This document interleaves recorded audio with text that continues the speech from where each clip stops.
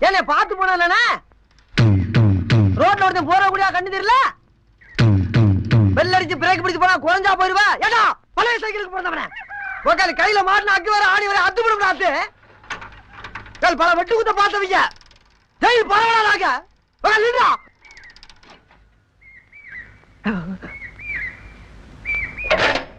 பாத்து போங்கண்ணா எல்லாம் அவங்க நன்மைக்கு தானே சொல்றேன்.